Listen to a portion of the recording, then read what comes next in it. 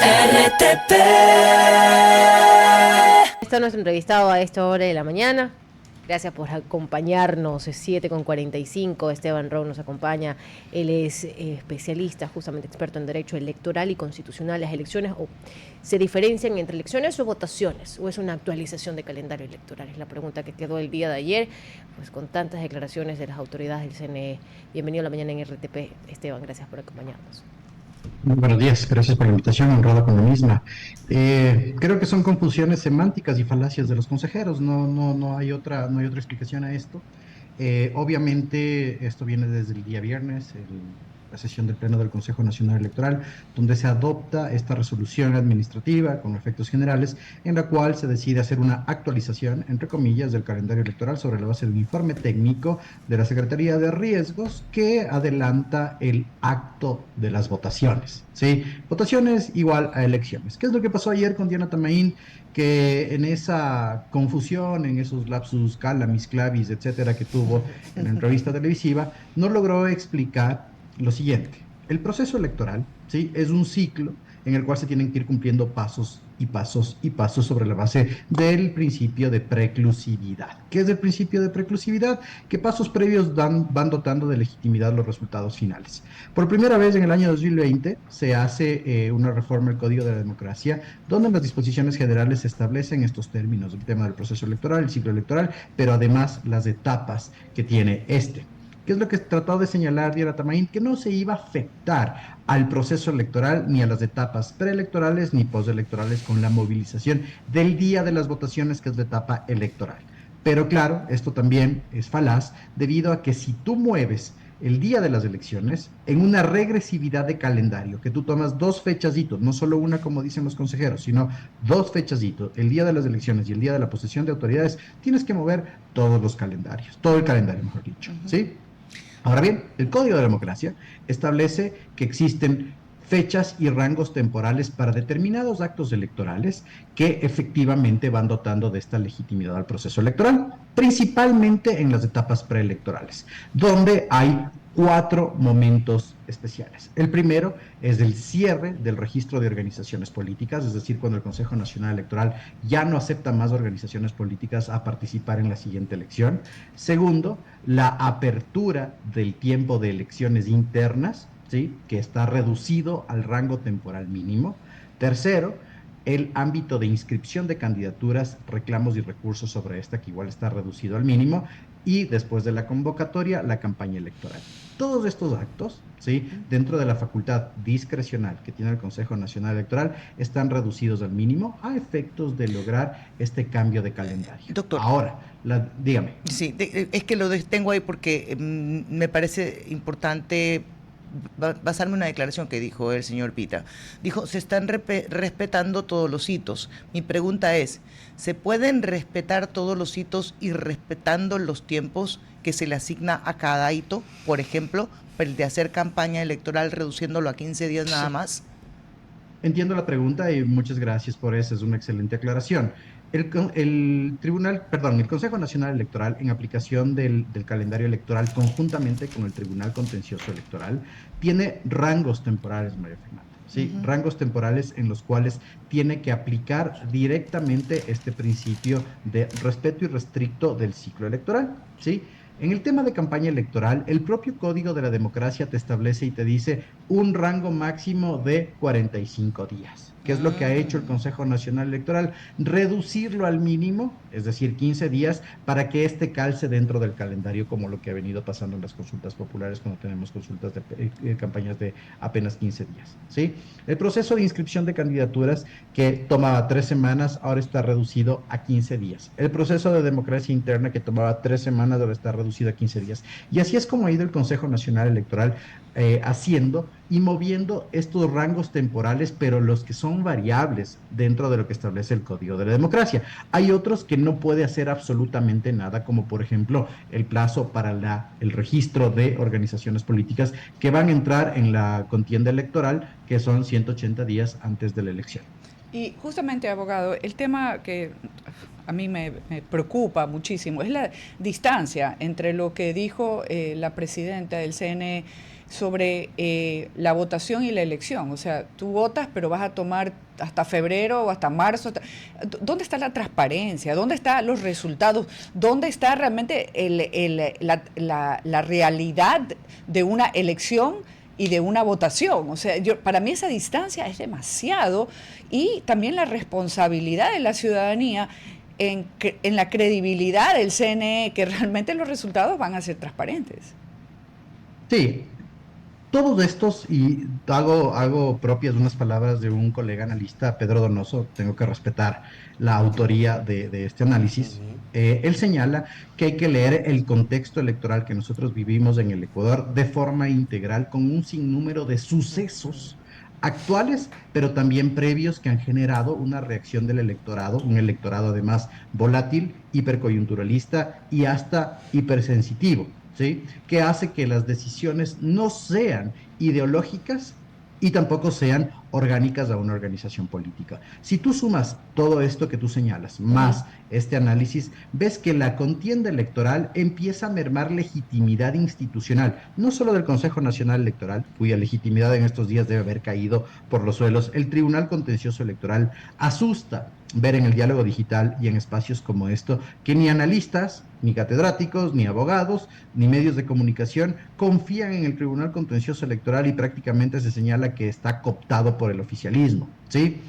A eso, si tú le sumas un tema de las distancias y una formación de un criterio como acto administrativo resolutivo del Consejo Nacional Electoral que es carente de proporcionalidad y no es suficientemente motivado, más todavía te va mermando en este caso la institucionalidad y por lo tanto la credibilidad democrática de nuestro propio sistema.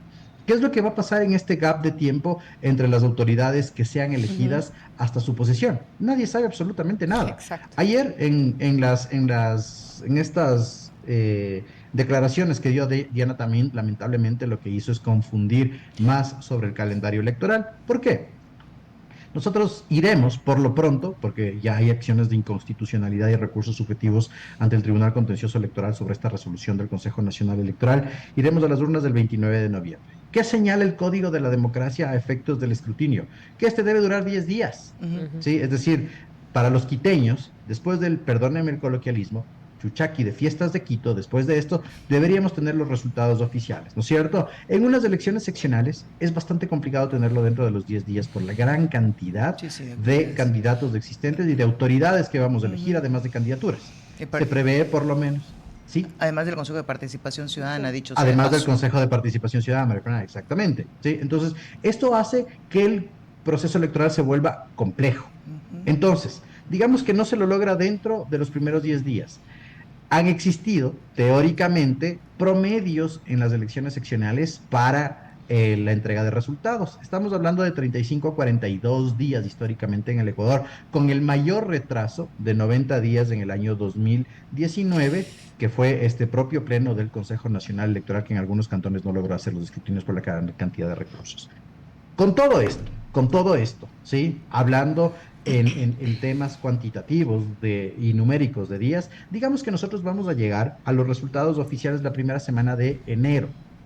Después vienen los recursos. ¿Qué es lo que pasa con los recursos? Hay actos impugnatorios de resultados, inclusive a la asignación de escaños, porque se asignan escaños en este sentido en los consejos municipales.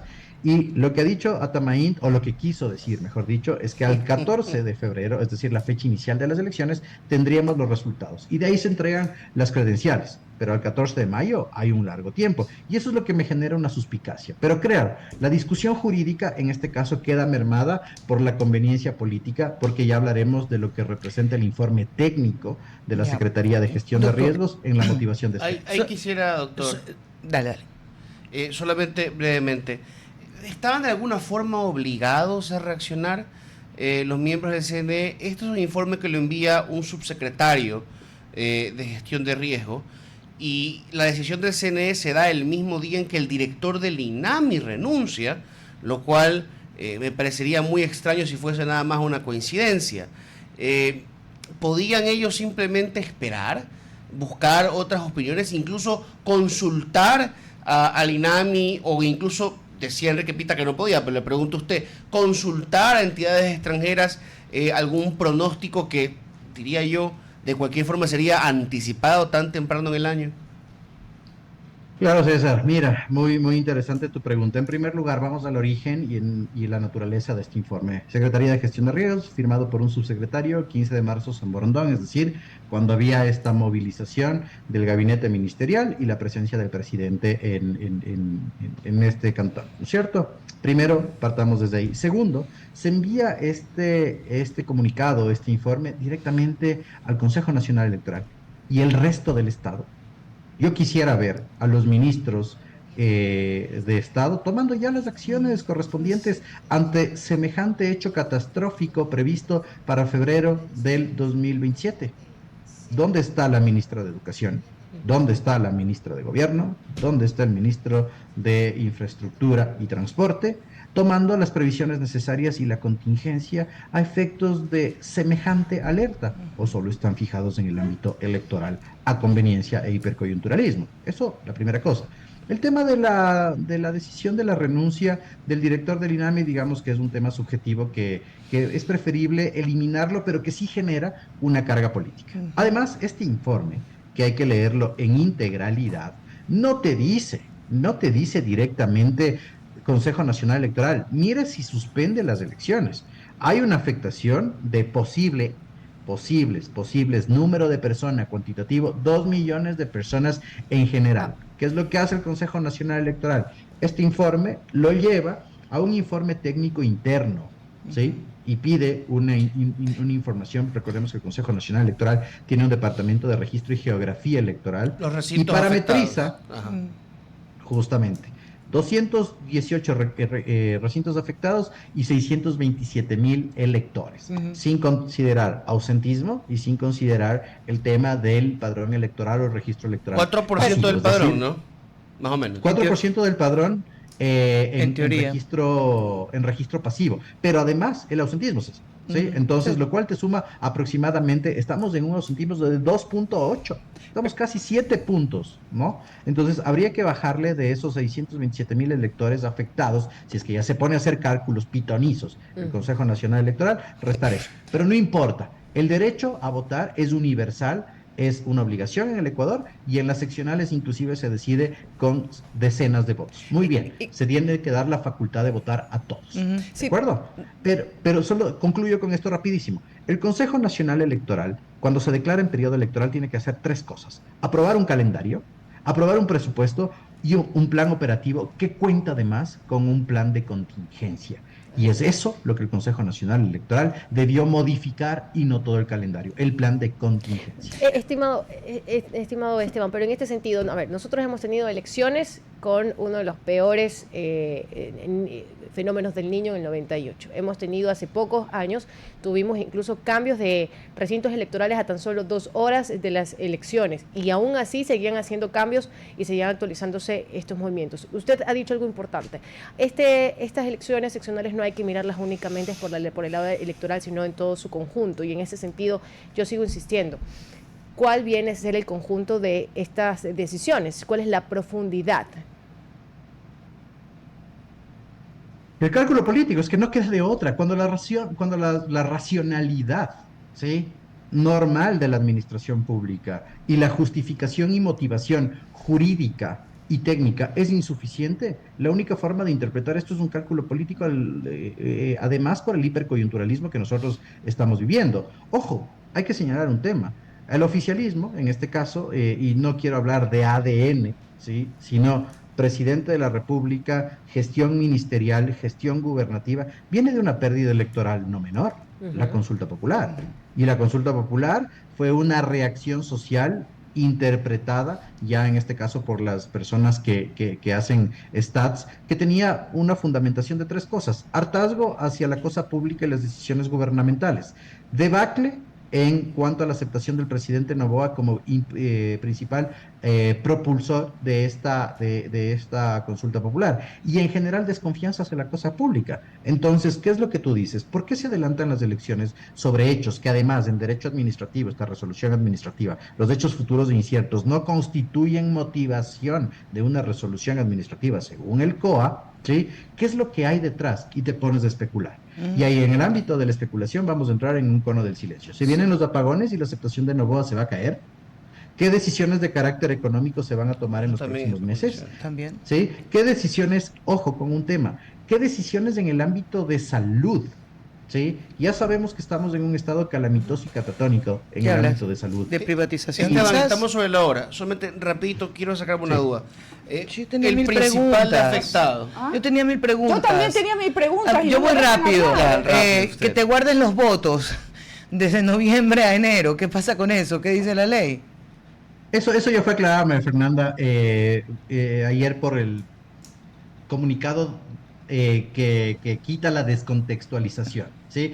Fueron locuciones de Atamaín, como decimos en Quito, que se jala al momento de hablar y dice que se van a guardar los votos. No, los votos no se van a Que se guardar, jala.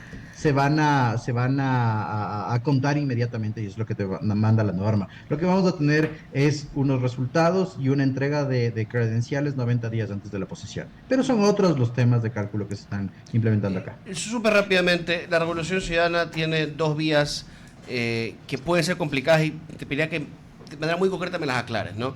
Ellos pueden recibir una autorización oficial de la organización política para correr por otro partido. Hay quienes dudan que puedan hacerlo en medio de la suspensión. O hay gente que dice, cuidado, el CNE no admite el permiso porque no lo firmaron todos los miembros de la directiva nacional o alguna cosa así. Puede pasar eso. Y lo segundo es renunciar 90 días antes de la fecha tope de inscripción, lo que vendría a ser mayo 18 más o menos, o mediados de mayo. ¿Cuál de las dos vías es la más fácil? ¿Qué problemas se pueden enfrentar en esas dos vías? A ver, el primer problema en el tema de la autorización oficial, ¿no? Vemos que hay mucha especulación respecto a dos cosas. Ya se aclaró que Gabriela Rivadeneira es la presidenta de la Revolución Ciudadana, legalmente inscrita en el Consejo Nacional Electoral, pero claro, la organización política se encuentra suspendida en todo sentido, ¿sí? Entonces, los actos que se tomen al interior de la Revolución Ciudadana, que tengan efectos generales, como en este caso es una aceptación o una autorización de la gran cantidad de adherentes para candidatizarse por otras organizaciones políticas, digamos que correría un riesgo de materialización. Segunda cosa, esto está condicionado a ver si el estatuto de la Revolución Ciudadana lo permite. Y es muy complicado que los estatutos tengan este nivel de minucia. No conozco el estatuto de la Revolución Ciudadana, sí, además fue modificado el año anterior cuando vino Gabriela Rivadeneira. Entonces, si el estatuto lo permite, sería riesgosísimo para la Revolución Ciudadana tomar esta decisión. ¿Por qué? Porque en el caso de que el estatuto tenga algún tema interpretativo, otras organizaciones políticas van a poder impugnar de estos actos ante el Consejo Nacional Electoral o el Tribunal Contencioso Electoral y se te vuelve un asunto interno de organización política que se quedará años ahí. La mejor forma es la renuncia, ¿sí? La renuncia que según el artículo 324 del Código de Democracia señala que por el simple hecho de presentar la renuncia en el Consejo Nacional Electoral o las delegaciones provinciales electorales, ya se entiende que se dio la desadhesión o la desafiliación. Y como tú acertadamente señalas, el tope y la fecha cierre de inscripción de candidaturas es el 17 de agosto. Así que se tiene hasta el 17 de mayo para que los posibles candidatos por otras o que busquen otras organizaciones políticas que fueron de la RC presenten esta renuncia. Y la pregunta más importante era que ¿qué está tomando? Que está rejuveneciéndose. Doctor, gracias. María Fernanda, fue una cirugía muy complicada y un cambio de vida. De hecho, de verdad, del Valhalla. Sí. Tenemos que conversar, nos las debemos. Doctor, un abrazo, Así se es. cuida. Hasta luego, buenas tardes. RTP